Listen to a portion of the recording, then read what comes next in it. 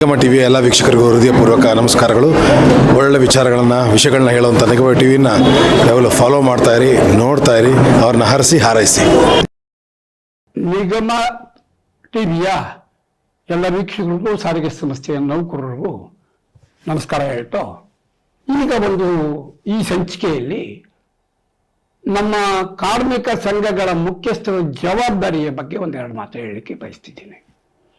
ಬೇಕೋ ಬೇಡವೋ ನೌಕರರ ವಿರುದ್ಧ ಬೇರೆ ಬೇರೆ ಹಂತದ ಅಧಿಕಾರಿಗಳು, ಸೂಪರ್ವಿಸರಿ ಅಂದರೆ ಲೈನ್ ಚೆಕಿಂಗ್ ಇನ್ಸ್ಪೆಕ್ಟರ್ಸ್ ಅಂತ ಇರ್ಬೋದು, ಅಥವಾ ಬೇರೆ ಬೇರೆ ಇದು ಸೂಪರ್ವಿಸರಿ ಅಥಾರಿಟೀಸ್ ಇರ್ಬೋದು, ಸೆಕ್ಯೂರಿಟಿ ಅವರು ಇರ್ಬೋದು, ಎಲ್ಲರೂ ಪ್ರತಿ ದಿವಸ ಒಂದಲ್ಲ ಒಂದು ರಿಪೋರ್ಟ್ ಆಗ್ತಾ ಹೋಗ್ತಾರೆ. ಆ ರಿಪೋರ್ಟ್ ಆಧಾರದ ಮೇಲೆ ಅಧಿಕಾರಿಗಳು ಅವ್ರ ಮೇಲೆ ಚಾರ್ಜ್ ಶೀಟ್ ಹಾಕೋದು, ಸಸ್ಪೆನ್ಷನ್ ಮಾಡುವುದು, ಟ್ರಾನ್ಸ್ಫರ್ ಮಾಡುವುದು ಇತ್ಯಾದಿ ಕ್ರಮಗಳು ತಗೊಳ್ತಿದ್ದಾರೆ. ಇದು ಸಾರಿಗೆ ಸಂಸ್ಥೆಯಲ್ಲಿ ಇರುವ ವ್ಯವಸ್ಥೆ. ಅದು ಮಾಡಬೇಕದ್ದೇ, ಬೇಡ ಅಂತ ಹೇಳೋದಿಲ್ಲ. ಆದರೆ ಈ ಎಲ್ಲ ಸಂದರ್ಭಗಳಲ್ಲೂ ಇವತ್ತು ಅನ್ಯಾಯ ಆಗ್ತಿದ್ರೆ, ತಪ್ಪು ಆರೋಪ ಮಾಡಿದ್ರೆ, ತಪ್ಪು ಶಿಕ್ಷೆ ವಿಧಿಸಿದ್ರೆ ಅದಕ್ಕೆ ಯಾರು ತಪ್ಪು ಅಂತ ಎತ್ತಿ ಹಿಡಿಬೇಕಾಗಿತ್ತು ಮತ್ತು ಆ ಕಾರಣಕ್ಕಾಗಿ ಯಾವ ನೌಕರರು ಶಿಕ್ಷೆ ಅನುಭವಿಸ್ತಿದ್ದಾರೆ, ಆರೋಪವನ್ನು ಎದುರಿಸ್ತಾ ಇದ್ದಾರೆ, ಒಡತೆಗಳು ತಿಂದಿದ್ದಾರೆ, ಅವರ ರಕ್ಷಣೆಗೆ ನಿಲ್ಲಬೇಕಾಗಿತ್ತಿರೋರು ಕಾರ್ಮಿಕ ಸಂಘದ ಮುಖಂಡರುಗಳು. ಕಾರ್ಮಿಕ ಸಂಘ ಆ ನಿಲುವಿನಲ್ಲಿ ಕೆಲಸ ಮಾಡಬೇಕಾಗಿತ್ತು. ನಾನು ಬಹಳ ಒಂದು 20-30 ವರ್ಷದಿಂದ ನೋಡಿದ್ದೆ. ಕೋಲಾರದಲ್ಲಿ ಯಾವುದೋ ಒಬ್ಬ ಡ್ರೈವರ್ನ ಯಾರೋ ಪೊಲೀಸ್ ಹೊಡೆದ ಅಂತೇಳಿ ಬೆಂಗಳೂರಿನಲ್ಲಿ ಮುಷ್ಕರ ಮಾಡುವಂತಹ ದಿನಗಳನ್ನು ನೋಡಿದ್ವಿ. ಅಷ್ಟಕ್ಕೆ ಮುಷ್ಕರ ಅಲ್ಲ ಬೇಕಾಗಿದ್ದು. ಆವತ್ತು ನಾನು ಹೇಳ್ತಿದ್ದೇನು ಅಂದರೆ, ಕೋಲಾರಕ್ಕೆ ಹೋಗಿ ಆ ಚಾಲಕರಿಗೆ ಹೊಡೆದವ್ರ ವಿರುದ್ಧ ಒಂದು ಪೊಲೀಸ್ ಕಂಪ್ಲೇಂಟ್ ಲಾಡ್ಜ್ ಮಾಡಿ, ಒಳ್ಳೊಳ್ಳೆ ಸೆಕ್ಷನ್ಗಳು ಹಾಕಿ, ಒಬ್ಬ ಅಡ್ವೊಕೇಟ್ ಎಂಗೇಜ್ ಮಾಡಿ, ಪನಿಷ್ಮೆಂಟ್ ಮಾಡಿಸಿ, 4 ಅಂತ ಪನಿಷ್ಮೆಂಟ್ಗಳು ಆದಾಗ ಒಂದು ಜವಾಬ್ದಾರಿ ಬರುತ್ತೆ. ಪೊಲೀಸು ಅನ್ನೋದು ಒಂದು ಅಧಿಕಾರ, ಬಸ್ ಕಂಡಕ್ಟರ್ ಅಥವಾ ಡ್ರೈವರ್ ಅನ್ನೋದು ಒಂದು ಅಧಿಕಾರ. ಅವರವರ ವ್ಯಾಪ್ತಿಯಲ್ಲಿ ಕೆಲಸ ಮಾಡುವಾಗ ಸಣ್ಣ ಪುಟ್ಟ ದ್ವಂದ್ವಗಳು ಉಂಟಾಗಬಹುದು. ಆದರೆ ಪೊಲೀಸ್ಗೆ ಅಧಿಕಾರ ಇದೆ ಅಂತ ಹಲ್ಲೆ ಮಾಡುವುದು, ಇವರು ನಾನು ಸಹಾಯಕ ಡ್ರೈವರು, ನಾನು ಕೇಳೋಕ್ಕಿಲ್ಲ, ನನ್ನ ರಕ್ಷಣೆಗೆ ಯಾರೂ ಇಲ್ಲ ಅಂತ ಕೇಳಿ ಏಟ್ಗಳು ತಿಂದು ಹಾಸ್ಪಿಟ್ಲಿಗೆ ಹೋಗೋದು, ಇದು ಆಗಬಾರ್ದು ಅನ್ನೋದು ಆವತ್ತು ನಾನು 30 ವರ್ಷದಿಂದಲೂ ಹೇಳ್ತಿದ್ದೆ. ಈಗಲೂ ಹೇಳೋದಷ್ಟೇನೆ. ಇಂಥ 100 ಘಟನೆಗಳು ಇಡೀ ರಾಜ್ಯಾದ್ಯಂತ ನಡೀತಿದೆ. ಇಲ್ಲಿ ಡಜನ್ ಗಟ್ಟಲೆ ಸಂಘಗಳಿವೆ. ಅವರು ಎಲ್ಲರದ್ದು ಫೋಕಸ್ ಒಂದೇನೇನೆ, ಅವರು ನಾಯಕರು ಅನ್ನೋಕ್ಕಿಂತ ದಳ್ಳಾಳಿಗಳು ಅಂತ ಕರಿಬೇಕಾಗತ್ತೆ.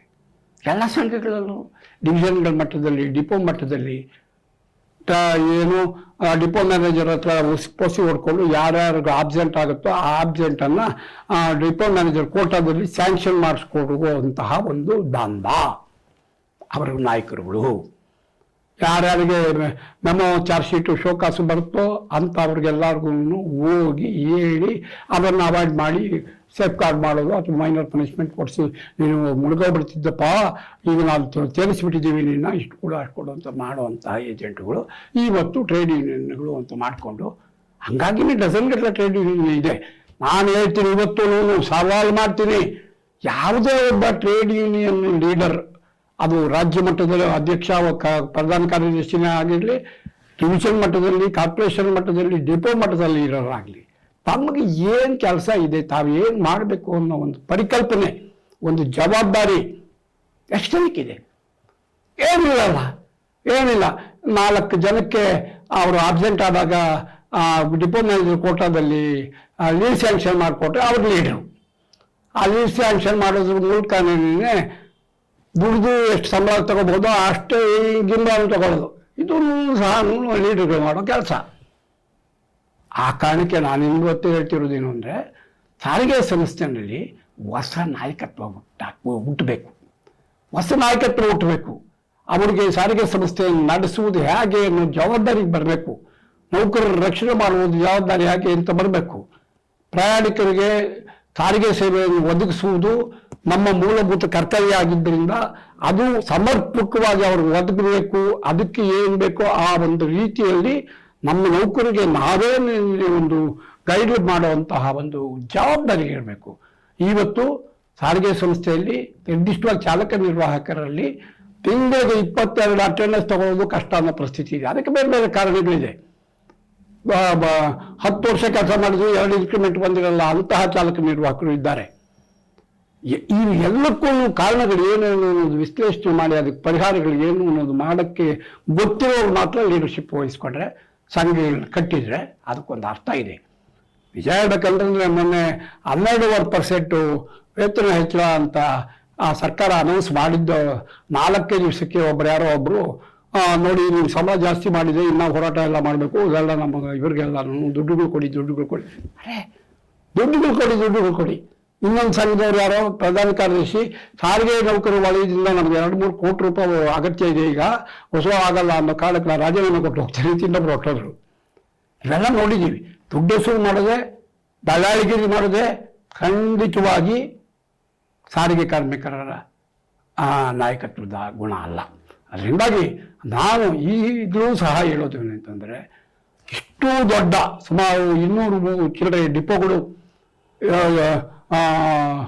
40ಕ್ಕೂ ಹೆಚ್ಚು ಡಿವಿಷನ್ಸು, 4 ಕಾರ್ಪೊರೇಷನ್ನು, ಈ ರಾಜ್ಯಾದ್ಯಂತ 306 ಬಸ್ ಸ್ಟ್ಯಾಂಡ್ಗಳು ಇರುವಂತಹ ಈ ಸಂಘಟನೆಗೆ ಬಹಳಷ್ಟು ಜನ ನಾಯಕರು ಬೇಕಾಗುತ್ತೆ, ಕಾರ್ಯಕರ್ತರೆಲ್ಲ ಬೇಕಾಗಿರೋದು. ಒಬ್ಬರು ಹೇಳ್ತಿದ್ರು, ನಮ್ಮ ದಿವಂಗತ ಆನಂದ್ ಸುಬ್ರಾವ್ ಅವರು ಇದೇ ಚಾನಲ್ ಒಂದು ದಿವಸ ಕೇಳಿದ್ದೀನಿ ನಾನು, ನಮ್ಮಲ್ಲಿ ನಾವು ಇಷ್ಟು ವರ್ಷದಿಂದ ನಾಯಕರನ್ನು ತಯಾರು ಮಾಡೋಕ್ಕಾಗಲಿಲ್ಲ, ಅದಕ್ಕಾಗಿ ಮೈಕೋ ಫ್ಯಾಕ್ಟ್ರಿಯಿಂದ ನಾಯಕರನ್ನು ಕರ್ಕೊಂಬಂದಿದ್ದೀವಿ, ನಮ್ಮಲ್ಲಿ ಎಲ್ಲನೂ ಕಾರ್ಯಕರ್ತರನ್ನು ತಯಾರು ಮಾಡಿದ್ದೀವಿ ಅಂತ ಹೇಳಿದ್ದೀರ ಕೇಳಿದ್ದೀನಿ ನಾನು. ಹಂಗಾಗಬಾರ್ದು, ಇಲ್ಲಿ ದೊಡ್ಡ ಪ್ರಮಾಣದಲ್ಲಿ ನಾಯಕರನ್ನು ತಯಾರು ಮಾಡಬೇಕು ನಾವು.